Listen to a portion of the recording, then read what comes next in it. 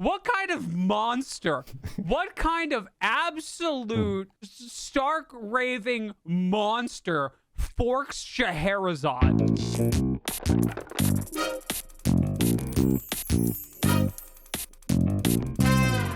Good time zone internet. Hello and welcome to Design Club, the only game design show on the internet that promises to not fork Scheherazade. I am your humble Design Club host, Will, joined as always by my pal, Jeff. Say hi to the people, Jeff. Hi to the people, Jeff. Hey, everybody. I am Geoffrey Zatkin. I am the studio director of Extra Credits and the game designer in residence, coming at you from the West Coast, joined by my East Coast buddy, Will, right over here. Hello, everyone. I am Will. I am the voice of the people here on the Twitch channel and resident Magic enthusiast, I think. We all like Magic. I'm probably the one that, like, recreationally watches Magic content for funsies in formats I don't feel like playing because I don't feel like buying a modern deck. Man, that was me at one point, but I cycle through hobbies. But yeah, absolutely. So today we are going to be looking topically at a video that we did recently in the recent past. Ow, eyes. You have something like this side. There we go. That's correct, Jeff. Sometimes in the middle of our episodes, when we're filming live on Twitch, my notes page that has all of the things I want to talk about logs us out, and I have to log back in. And when I log back in, it logs in without dark mode, which causes me to become temporarily illuminated on this side of my face, and I hate it. So, everything is illuminated. That's correct. So we're gonna watch this episode. We've got it all pulled up. We're gonna bring up the episode and we're gonna pause at certain points to talk about what we think about the episode. Because it turns out, Jeff, would you believe it's hard to cover all of a topic in? I believe this episode is 5 minutes and 22 seconds. And there's a lot that gets left on the cutting room floor for time or because we don't want to go down that rabbit hole. But here we can. So, and quick note that this episode was written by neither myself nor by Will, correct, but by James, who is also a hardcore Magic player and has been for a very long time. We've all been playing off and on for a long time. We were just talking, like, I'm a little older than Will, and I started right at the end of Legends Arabian Nights as the Dark was kicking off. You were Ice Age, which is shortly after that. So those are both large lengths of time. Yeah, I've been playing since I was quite small. And it was actually one of the primary drives in my life on how I learned to read. Because it turns out having to ask your opponent what the card in your hand says, a distinct disadvantage. I could see that. Yeah. All right. So let's slide in that big old monitor with that episode. I'm shrinking. No. All right. And let's get started. All right. Decades, the first turn in any game of limited Magic the Gathering followed the same play pattern. Play a land, go. Play a land, go. Classic? Oh, you bet. Interesting? Not very. But then about 5 years ago, something odd happened. Common cards started showing up that were actually worth playing on turn one. Now, I'm pretty confident that this was because one of the goals of the Wizards design team was to make turn one matter in the grand scheme of the game, and in that, I think they succeeded. But man, oh man, did that have some unintended consequences.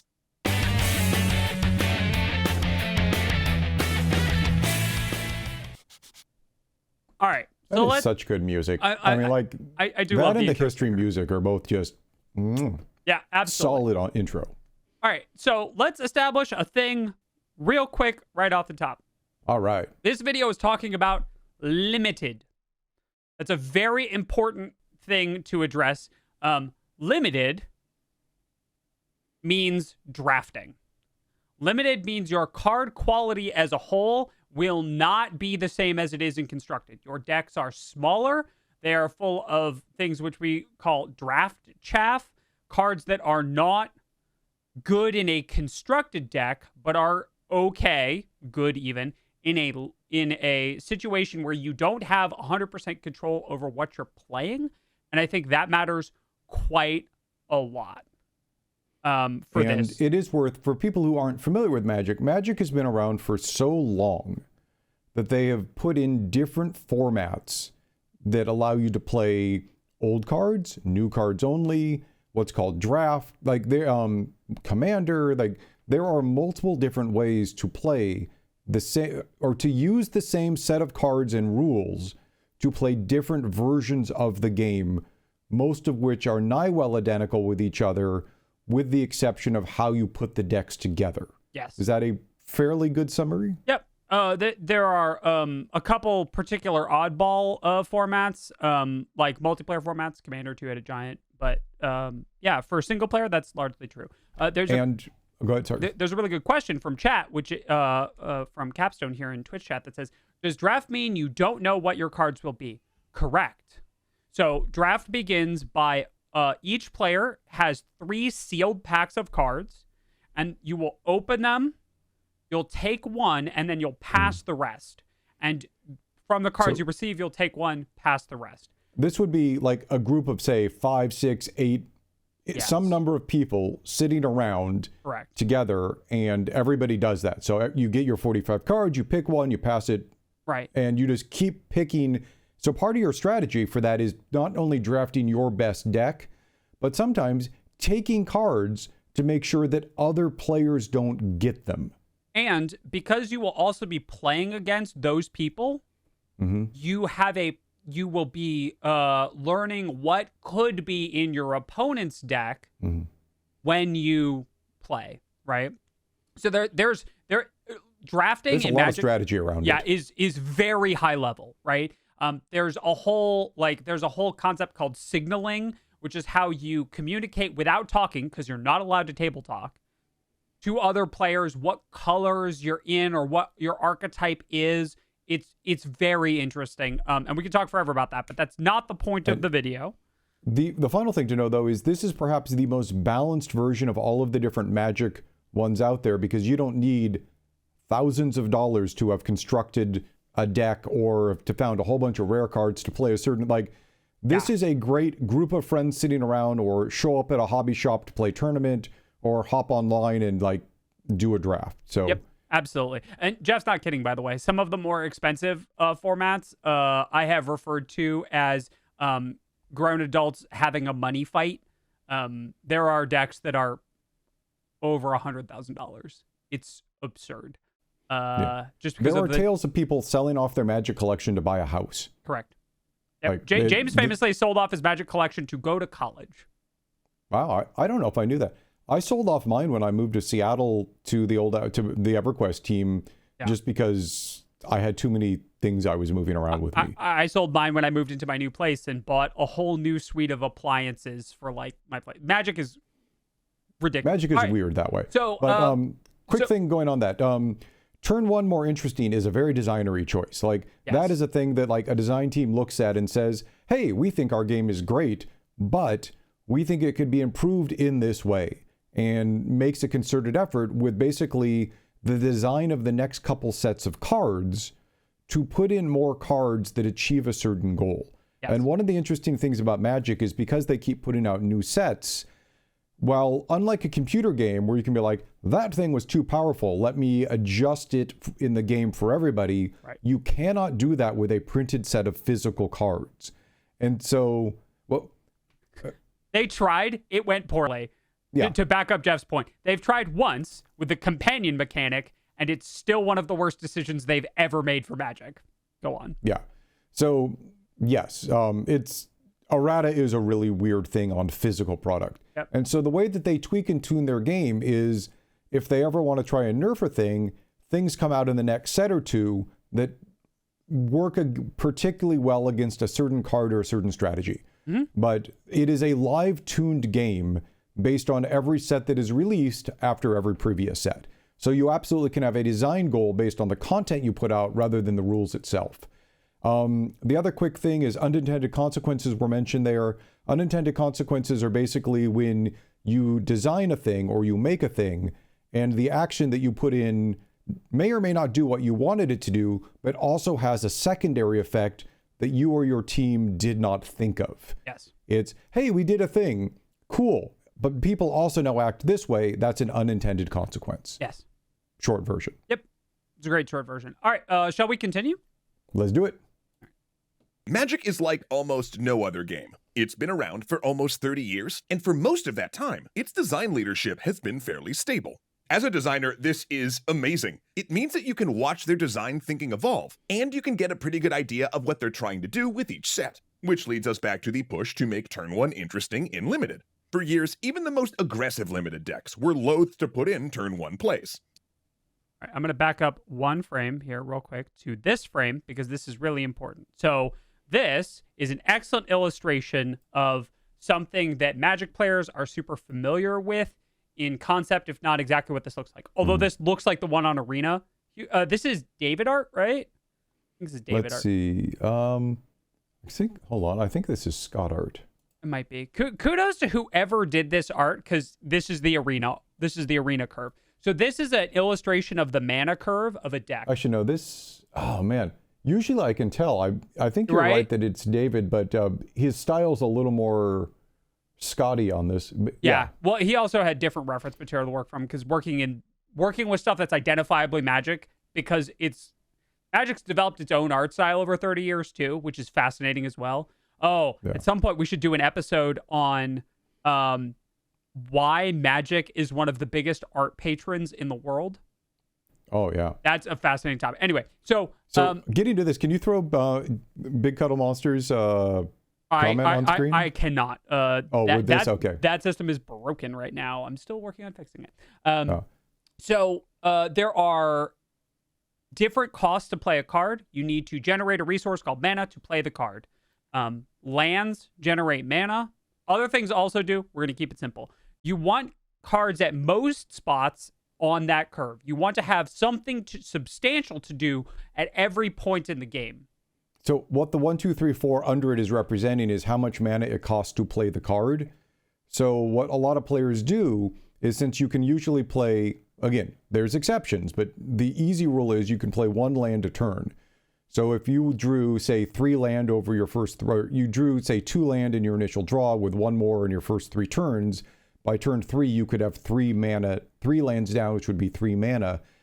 Players curve out the costs of their cards to make sure that they're not overloaded in one way or another, so that they will have a thing or things to do on each of their turns. You don't want to have a deck with, everything costing 6 or 7 mana, because it means you may be dead by the time that you actually have the ability to play anything. Correct.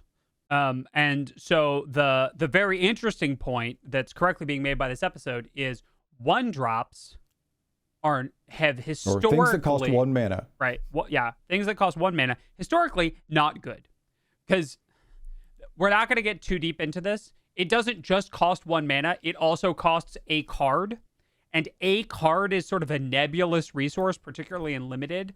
Right. The number of cards you have in your hand. If I play a 1-drop, now I have N-1 cards. So that's a resource 2. And oftentimes it's much better, historically speaking, to wait for turn 2, or has been. To go along with this, if you don't play Magic, most of the time, again, there are exceptions, you draw 1 card a turn. Yes. So you draw a card, you start with 7 cards in your hand most of the time. You draw a card at the beginning of every turn. So it's the opportunity cost. Yes. You could be playing something that costs 1 mana, but it has to be good enough there that it wasn't worth waiting the extra turn to maybe have an extra 2, 3, or 4 mana cost card in your hand. Yep. Because again, limited resources. That's the name of a Limited podcast. Anyway, let's keep going. Okay. Put in turn 1 plays. Usually common 1-mana creatures were 1/1s with no, or at best, dismal abilities. But then the design team started to really push these cards. 1/1 flyers with lifelink, cards that were key synergy pieces for the main decks in the format. Soon, the player base adapted, and everyone was tossing things out turn 1, or at least the more experienced players were. Okay, so there's also... This is also weird.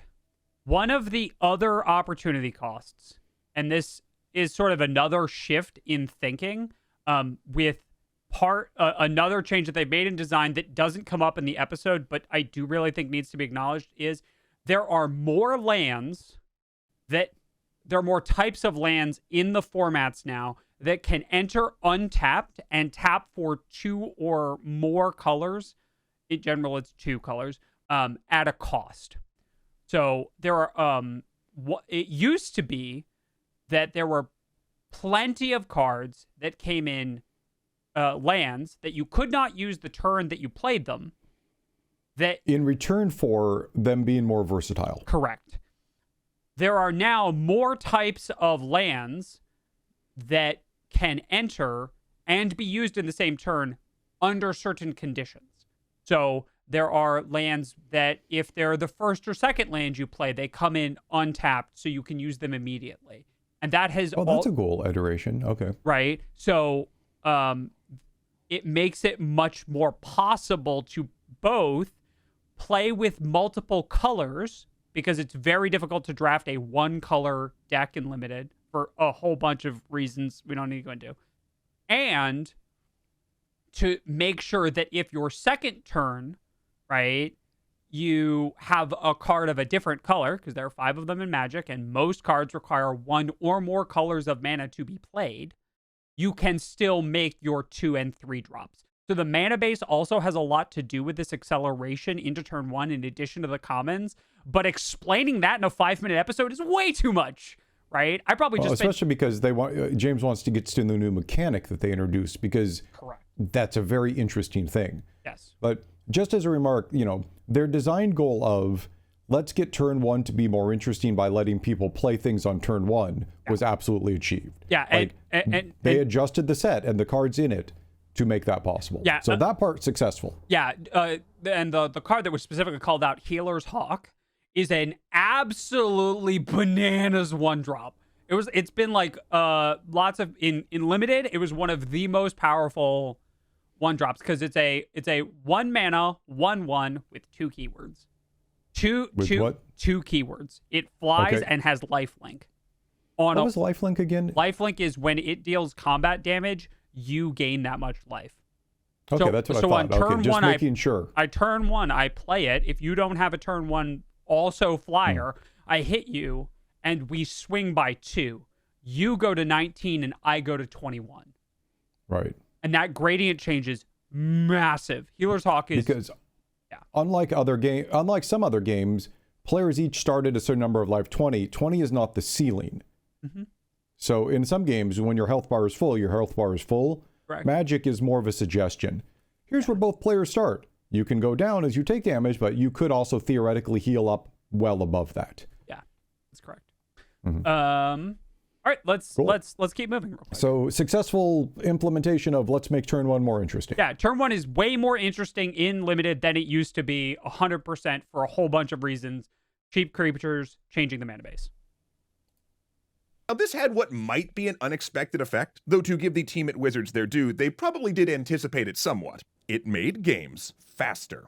Meaning, all those late game bombs, those 7 or 8 mana gigantic critters that are so fun to play, well, they basically became unplayable. In Limited, if something said it costs 7+ mana, its text better have been incredibly OP, because otherwise you weren't playing it.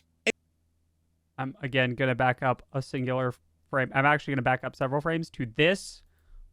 I love this card. This card is my favorite. This is one of my favorite pieces of EC art ever. It says it's Corpo Overkill. It's 5 black, Phyrexian black. Huge props to whoever did the art for getting a Phyrexian mana on that. It's an instant, and it costs money. It says send the Pinkertons to harass and threaten your opponent, which I just love. I love. It's great. Amazing. And this is true, right? In Limited, there's a phenomenal example of this, which is for many sets in a row. Many sets in a row. They printed a 6-mana 6/6 big stompy dinosaur called Colossal Dreadmaw. They printed it so many times it became a meme. They printed it so many times that people made so much fun of it that they released a secret lair just for Colossal Dreadmaw. It's a bad card.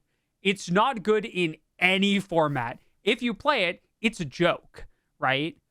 And man, I would be the person designing a deck just to play like 4 of those and try and win with them just to prove I could. Absolutely. And they just printed a version that is that card with an upside.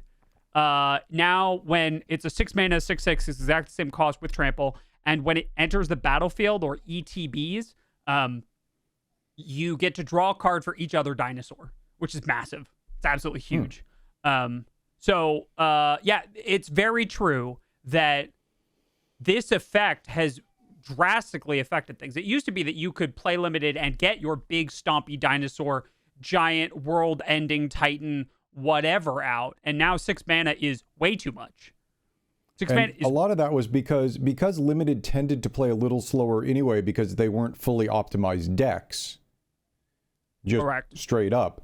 Bigger creatures could be played in there because, again, not fully optimized decks. So they didn't go as fast as, say, a constructed deck often would. There's also another... without going too far into it, because I could go way too far into this, playing a big 6 mana threat, a creature, or something, one of the downsides is if your opponent has a spell like Murder, which costs 3 mana and says, that creature dies. You just spent your whole turn to play your big stompy dinosaur. And because threats have been getting, because removal has been getting more efficient as well, there's this whole problem of, well, now I just killed your big dinosaur and you spent your whole turn doing nothing, right? And I spent half as much mana as you did. We both spent a card, so I'm ahead, right? And that is a very interesting part of the calculus as well. That and that's all. I mean, and that goes back as far as like the beginning of the game was creature removal, Swords to Plowshares, Terror, Unsummon. Yep. You know, there's always been fairly cheap, and it's been the counter to big stompy things. Is you have the big stompy thing? Do I have something that can deal with that before you wreck me? Yeah, absolutely. So the game was balanced around the fact that high threat. It's the big creatures are high risk, high reward kinds of things. Mm-hmm. Mm-hmm. Mm-hmm. But they're interesting. It makes it's part of what has made the game fun to play for over 30 years is that there are a variety of strategies. Yep. Okay. So big stompy things are difficult to play now, and the game is faster. So the game is faster, which makes the big stompy things harder to play because you will often be dead by the time big stompy thing, or it's such a disadvantage that you can't recover. By the way, this has always been true in Constructed. One of the reasons that we focus on this being limited is this has always been true in Constructed. I played Constructed Ladder for a while on Magic Arena, and if the game lasted past turn 4, it was because one of us was being stubborn and refused to concede, but the game was generally decided by turn 4. Wow, that's really fast. I played Mono Blue Spirits in the not historic, whatever the cards as printed ladder format was. It was a absolutely brutal control deck that focused on using spirits and spirit-related counter spells and control magic to completely lock my opponent out of the game. And curiosity effects. And it was incredibly powerful at the time. I have no idea if it's still good. Rotating formats. All right, let's keep going. On we go. Incredibly OP, because otherwise you weren't playing it. And even if it effectively did win you the game, it meant that it had to become your whole game plan, what you built your entire deck around. This obviously wasn't the best either, so the team then had a new goal: slow down games without losing the progress they'd made on making turn 1 matter. Now, they couldn't just up your life total or something, as that would break all older formats and the balancing they'd done in the past. So what did they do instead? They created battles, the first new card type that they've introduced into the game in 15 years. Okay, so 2 very important things. First, when I tell you that I turned to absolute dust and blew away in the wind when they reminded me that Lorwyn block and the introduction of Planeswalkers was 15 years ago, into the wind. And second, an important clarification. Battles is a card type that we have only seen one subtype of. It only matters to Magic nerds, but we know, okay? Every battle that we have currently is a siege. There will apparently be other types of battles in the future that mechanically behave differently, but because only sieges exist right now, when we say battle, we mean battle-siege. We know. Right. It's okay. But like card type, for those unfamiliar, there are several different card types in Magic, each of which has its own set of rules around playing. Mm-hmm. there are sorceries, there are instants, there are different types, and each type comes with, as I said, with a corresponding set of rules. So what Magic, the design team, is setting up is, here is an entirely new type of card that we can put in to adjust the balance of the game with, and here is the very first set of things that we've done with it. Right. Like, trying to judge all battles based on what is released so far would be like trying to judge all sorceries off of the very first set or two of Magic. Absolutely. The team was still experimenting with what could be done, playing around with it, and this is something that we will have years and years, same way with the introduction of Planeswalkers or others. Right. But it also shows you... Oh, go ahead. Of the original 5 Planeswalkers, only some of them were good at the time, and only some of them are still relevant, as an example, right? Jace being kind of an interesting one who's been eclipsed by later iterations. But originally, Planeswalkers were sort of a novelty that they were trying out, and they had a middling impact in my recollection, though I could be wrong. And now, Planeswalkers are a big deal, right? Lily of the Veil, Jace the Mind Sculptor, right? I think it shows you, too, how it took the team some time to kind of hone in, with the mechanic they introduced, a new card type, yes, to hone in on what was the real fantasy around it and the good play experience around it. Mm-hmm. That's interesting. Also, an art note that Yes. I absolutely love. This is the correct... This is an actual battle. This is an actual battle. This is Invasion of Tarkir. Just replace the word Big Snack with Dragon. If you replace Big Snack with Dragon, it's exactly the text, which I really appreciate that we took a card and used an actual example instead of making one up whole cloth, and then still managed to make it very EC relevant. I love that. It's funny. During production, something went wrong and had the wrong... We actually had to go back and do an edit, if I remember correctly, to make sure it was the exact right thing, because we wanted to make sure it was the exact right thing for this. But this is from a design perspective, a team that only introduces a new mechanic every, say, 15 years is really, really... Excuse me. New card type, excuse me, not mechanic. Right. We've had shows plenty a lot of mechanics. discipline. Yeah. We're 30 years in. Planeswalker was one of the first new cards. I can't remember a new card type before that. They split auras up, and equipments were a subtype of... Oh, that's right, equipment. Artifacts, I forgot about... Right. But, so that's a couple. And when you think about... That's still less than one new card type every, say, 5 years. Yeah.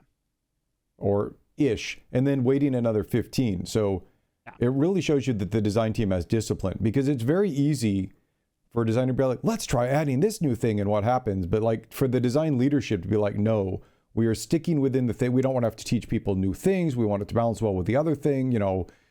It takes a lot of discipline to just say, no, we are not going to continue to add new things up until we find something that is really worthwhile. Yes. For doing so. And so I admire them for that. Yeah. Don't change things because you can. Change things because you need to. Right? With a goal in mind. All right. Yeah. Let's keep moving. Battles themselves are pretty straightforward. They have an effect when you cast them, and then when you do enough damage to them, how much varies from card to card, they flip over and become a much more powerful spell for you. Now, you probably see where this is going, right? If you're attacking your battles, you're not attacking the other player. So if over the course of the game you had a battle in play with 5 health, and you decided that you need to flip it in order to win the game, well, now you have to do 25 damage instead of 20 to win. Which is kind of like if your opponent had 25 life to begin with, but it actually goes so much deeper than that. Okay. So let's talk about this math, right? We've hit breakpoint math as right. well. Actually, we've hit multiple different things here. Right. Okay. So but we can actually wait. I think they're going to explain breakpoints after this, so we can wait that on breakpoints. Yep. But I had a note here. This is interesting. It's turning damage into a weird secondary resource, because currently your resources were how many cards you had and how much mana you had. Those were Yeah. basically the 2 resources you spent. Correct. This is turning spending the damage you do. Well, excuse me, life is your other resource. Because there are cards that spend life, as well as when you run out of life, the game ends. So it's a different kind. But I haven't seen them basically use spending damage in this way before. And so that's also kind of a new introduction. And it's the opposite of Planeswalkers, right? Planeswalkers, you play and they can be attacked by your opponent. And so they are a blade of health for you in addition to their effect, right? If I play a Planeswalker, the math that we're about to talk about also applies to them, but for me, because I'm playing it and I have to attack it instead of my opponent, I am giving my opponent more health in exchange for this effect, right? So it's sort of an inverse of the Planeswalker card type in that way, in that very specific way. Don't go out there on the internet and be like, Will said that battles are the opposite of Planeswalkers. No, that's not what I said. That portion of the mechanic is flipped in this case. And actually, chat calls out with Coley, says, well, damage has always been a resource. Use it now or use it as defense. That is very true. In some way, this feels different to me than that, because that's kind of once you've played a thing, it's how you use it. And I mean, maybe it is the same. It feels different to me in a way that, like they've added an extra choice on there. Yeah. And an extra choice during play for a tactical and strategic game is a very interesting thing. Yep. So kudos on that. All right, let's keep going and we'll get to breakpoints. 5 health battle? Well, it doesn't care if you do more than 5 to it. Let's say the only creatures you have available to attack it had 3 power and 4 power. If you want to flip it, you're now going to have to do 7 damage to it. That's kind of like your opponent starting with 35% more life, give or take. There's another layer to it, though. Just by being on the board, battles slow down the game. All right, let's before we get too deep into slowing down the game. Yeah. Okay, so I have on this monitor over here a list of all of the currently printed battles. Battles have between 4 and I believe 3 is the low end, and 7 is the upper end. Between 3 and 7 health, which is very interesting because the ones that come down early, generally but not always, have very specific breakpoints, right? So there is one that costs 2 and has 3 health that you need to flip, which means that you probably have to attack it at least twice and probably 3 times with your 1 mana creature in order to get it to flip, right? So you can, it is not merely the amount of health that it has. It can be represented as the number of attacks with the average creature you're likely to have on the board when you play the battle. That is really what matters, right? For the breakpoint. Well, actually, having not played it in a while, are battles color-based? Most of them are. Okay. Yeah, most of them are. They're in a broad spectrum. There are multicolors for, I think, every pair. I think every guild has a multicolor. Okay.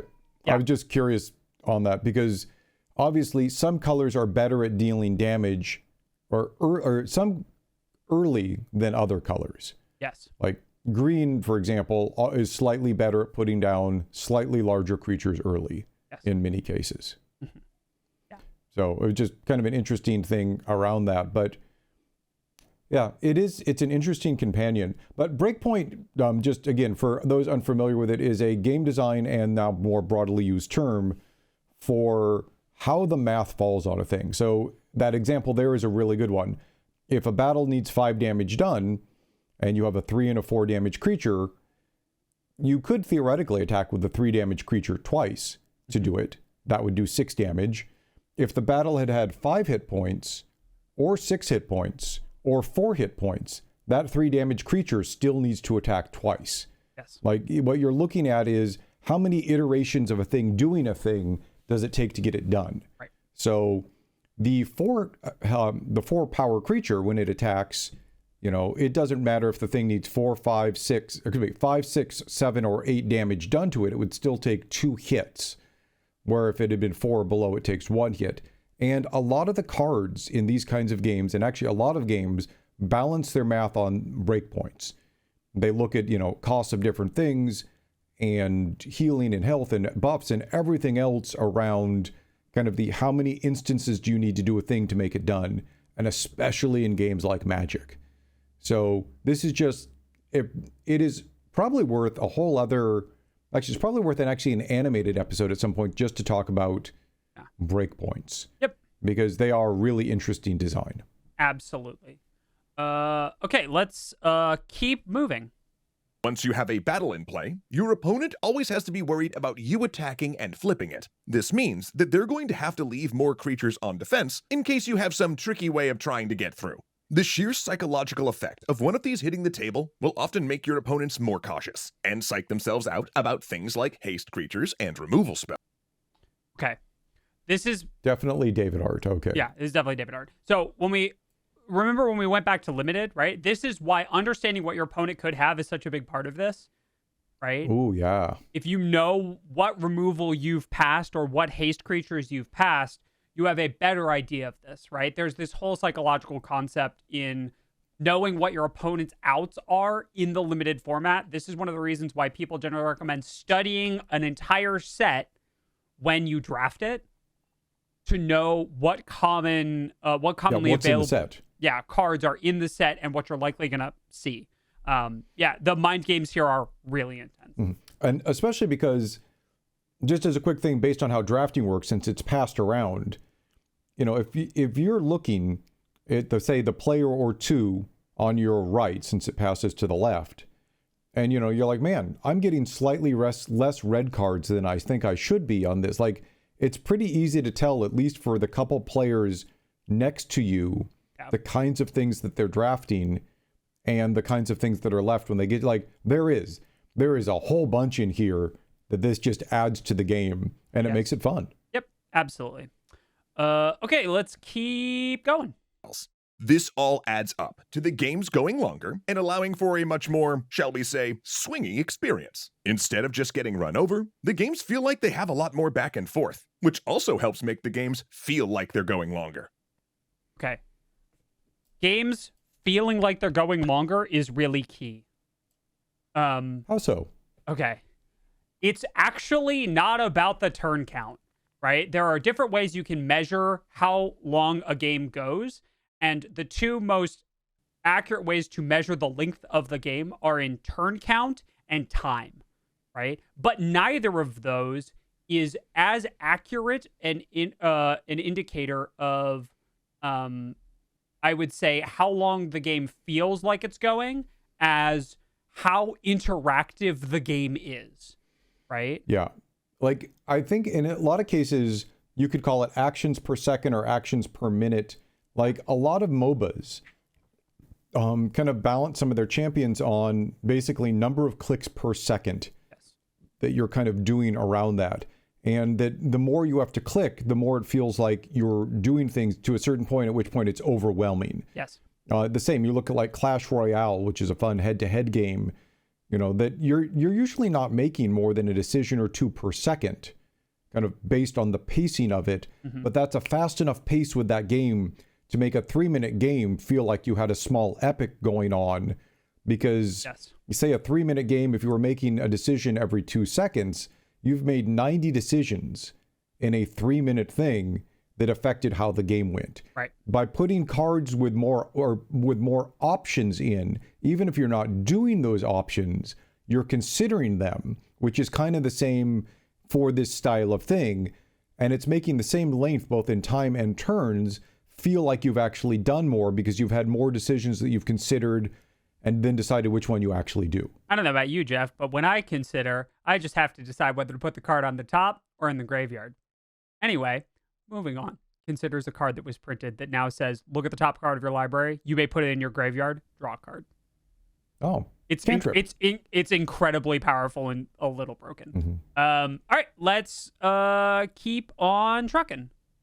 Especially for new players, modern aggro decks often feel like a steamroll, which made games both unsatisfying and feel like they were happening way too quick. And in those sorts of games, you don't get to do any of the cool things you were trying to do. With Okay, let's talk about cool things you were trying to do real quick. Okay. That's why people play games, right? Oh yeah. Like you don't just very rarely, even at the top end, does someone choose a deck because it just wins more, provably, right? Magic is a I'm gonna go out on a limb and say reasonably well balanced game. Asterisk caveat. Yes, I've seen the ban list. Considering the amount of things that they've done, Correct. reasonably well balanced game. Reasonably well balanced. Many top level players play a deck because they want to do a cool, unique thing.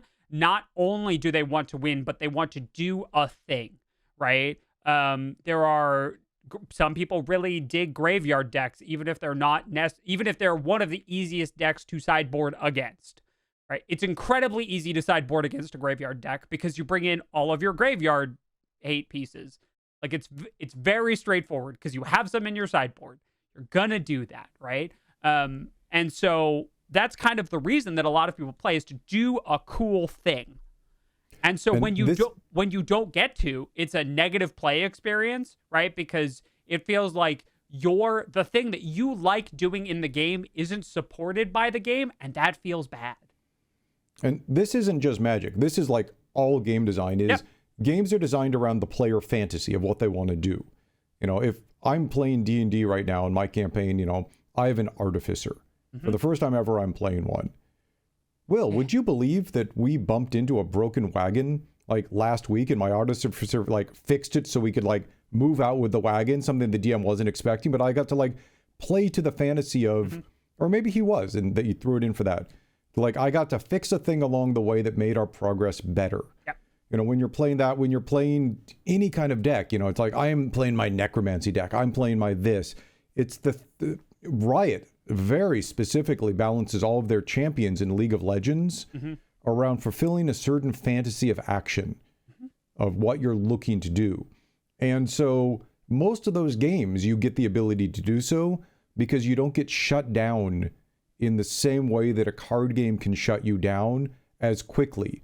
And so that is a problem with decks that can get out right off the bat in control aspect, is it can make the fantasy of their opponent not get surfaced during the match. And weirdly, when I was playing competitive with that control deck, that was one of the things that I used to win a lot, was getting my opponent to concede because it was a ranked ladder, right? My goal there is to win.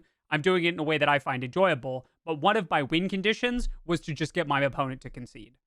And that works really well. It works startlingly well and kind of highlights a problem, which is if your main goal in a lot of places is to play to that fantasy, is to play to what your deck wants to do, online card game clients don't deliver that because all play is without communication with the other player. I can't communicate to them what kind of game do you want to play. Yeah. I can only say, this is the deck I brought, let's go. And so there's this, it's sort of highlighted in that many people dislike playing what we would call jank, right? I have this funny idea for like this 13-part combo that only works like 5% of the time, and I want to try it, and I could try it against my buddy, but I can't play it online because no one is going to be looking to no have game an will ever go experience. long enough to Right. make your fantasy happen. Exactly. And that's a problem. Yeah, it is. And I actually once built and fully painted for Warhammer 40k a Ranger Elder Altiok army back when they had like the pinning rules on deployment. And I played it in one tournament league. Like we had a league that was like a 10-week league. I played it once. And it so demoralized every single player I played against that I actually retired that entire army and like never played it again in that format because it completely fulfilled my fantasy. But the fantasy was so good on my side and provided such a bad play experience for everybody that I was just like, this is no fun to play against. Yeah, it's sort of part of the social contract that is inherent in a lot of these games, especially when we play in paper and we play with friends, is let your opponent do the thing that they like are trying to do. And this is one of the cool things about Commander, which is one of the multiplayer formats of Magic, is the social contract there is pretty strong at letting your opponent do something weird and big and slow, and kind of explosive, and it can be a lot of fun. And some of this, I'm going to finish with this comment, can be metagamed around. Like in Warhammer, just going back to this for a second, there was a sportsmanship score on a lot of the tournaments. Yeah. And that was the reason I ended up playing tournament orcs. Was one of my theories was if the opponent felt like they destroyed a good part of my army, they always felt like they'd had a better game. And so I brought an army that basically had ablative wounds. That they always felt like they did a whole bunch, even if they lost. And that guaranteed me a top sportsmanship score, which overall in tournament standing, even if it took me even if I did slightly less damage, this other score boosted me above these other people because I made my opponent have a good play experience and feel like they fulfilled the fantasy of the army they had brought. And so like, that's how ingrained it is to like my designer brain of make sure your opponent has a good, like that everybody has a good time playing, that I actually balanced old armies against this and used to give Warhammer talks about how to balance your army to lose enough to make your opponent feel good to win overall. Yep. And it's a fun thing. Like this is very designery. Absolutely. All right. Let's round this out. Yeah. Battles, though. We now see a play pattern where, yes, sure, there's sometimes an early aggro stomp, but then maybe you get one good turn, you flip one of your battles, and start to stabilize. Maybe you don't even flip your battle. Maybe just having it there is enough. Or maybe your opponent feels like they have to flip one of their battles, giving you just that little bit of extra breathing room for your stronger late game cards to come into play.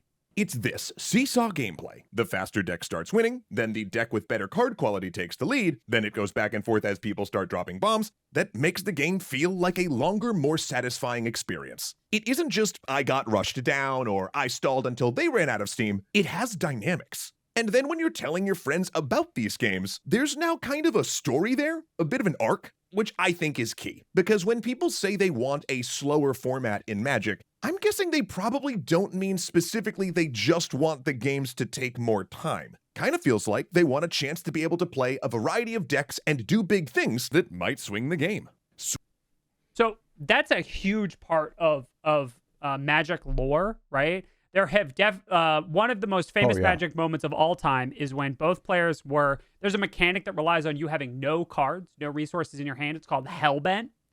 Both players are Hellbent. And one player in a high-level tournament was playing the card. They drew a card, they played it, and that was their turn. And they needed to draw exactly Lightning Helix to win. And they drew exactly that and played that Lightning Helix and won, right? And that's an interesting moment, right? It's my deck did everything it possibly could have done, and then I've prepared for this eventuality, and I play the Lightning Helix, and I win, right? And that feels better than, oh, yeah, well, I just blew my opponent out, and I have 47 cards in hand, and I can't hold all these cards, and I just sort of won. That's not... It's a more dramatic story. Yes. That is a story as opposed to just an event. Yes, and it's one of the more satisfying stories. It's a much more satisfying story to tell there's about risk the and game. drama. Yes. I mean, yes. Absolutely. 100%. Mm-hmm. But, yeah. And that is, again, it's just part of the fantasy of the deck. And that's why, as a great example, this is why Channel is banned.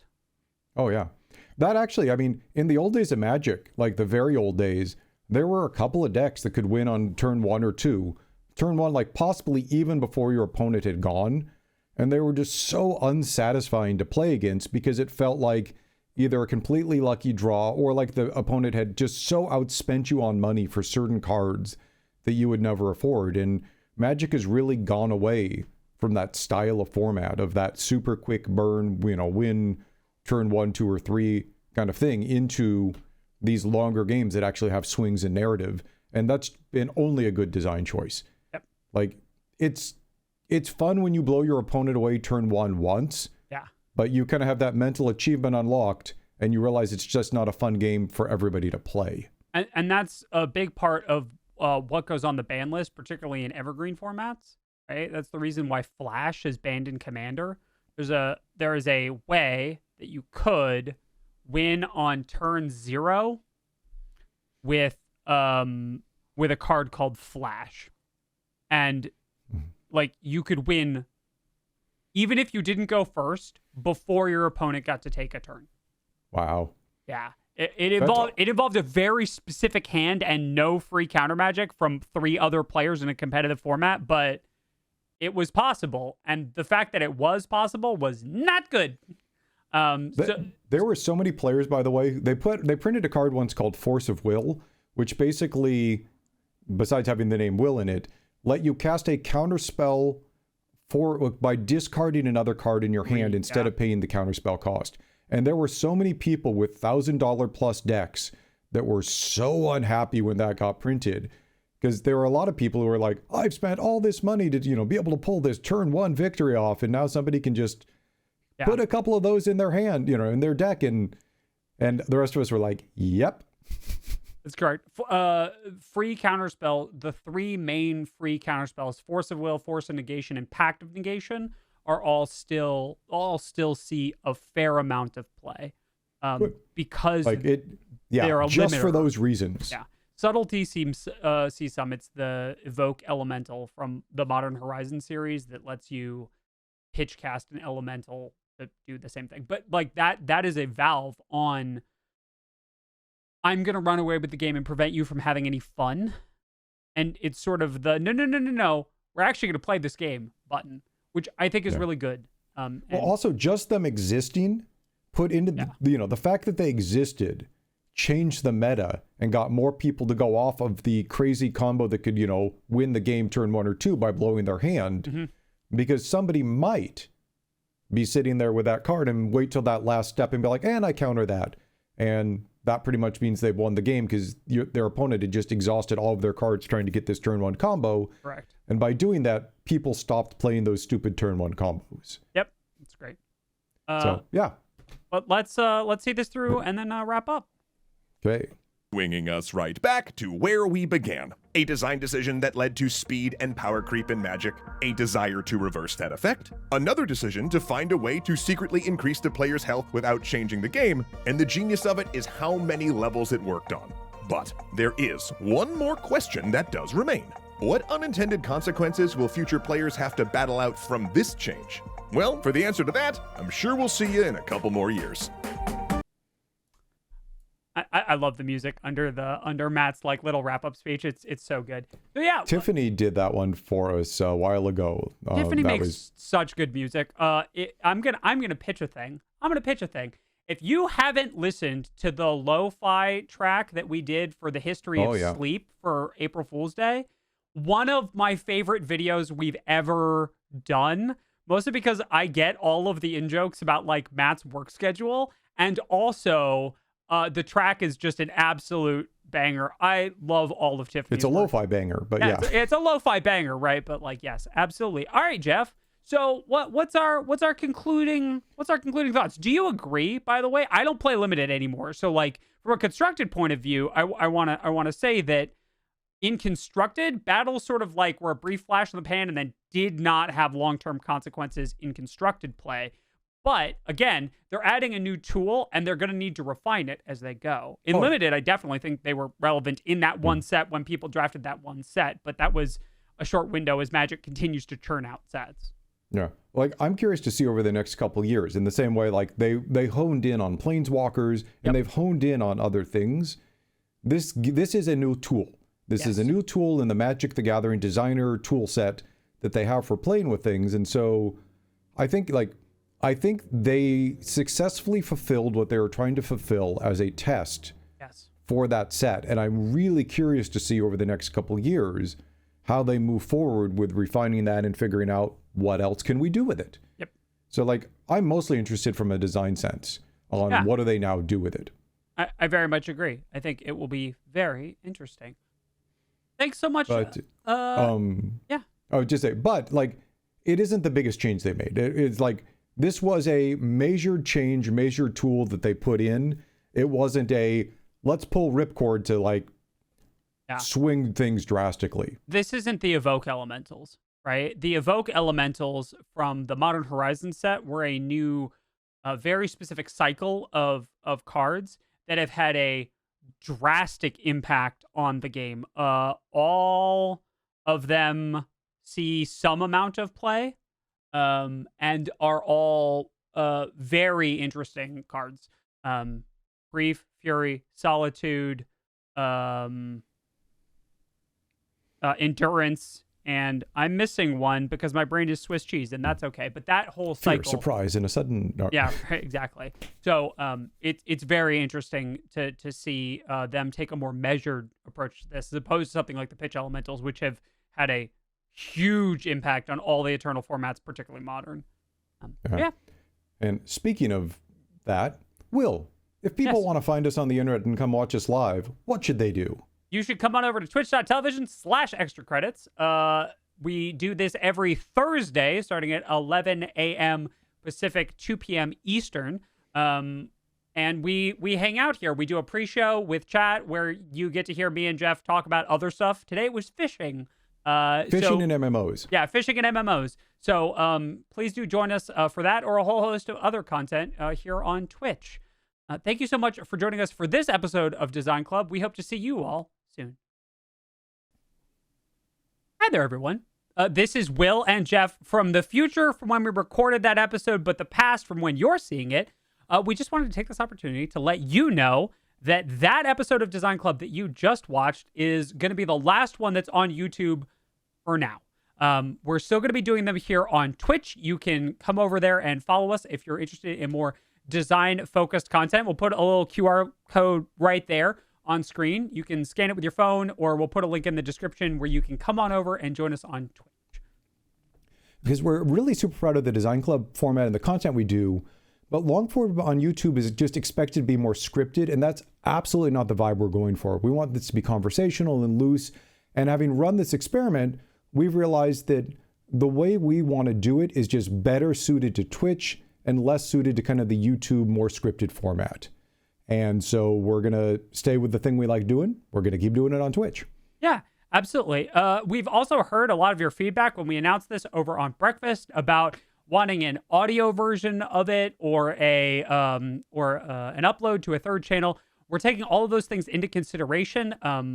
Those are not things that we had thought of originally. So we're going to take some time. We're going to think about it, and we'll let you all know where else we'll be able to find Design Club content in the future if we decide to go that way. But if you want to continue to see it, we are currently doing Breakfast Monday mornings, and we're doing Design Club Thursday late mornings or early afternoons, depending if you're on the West or the East Coast. You can drop by our channel of twitch.tv/extra credits to see whatever our current schedule is and join in on all the madness. Exactly. So we hope to see you then.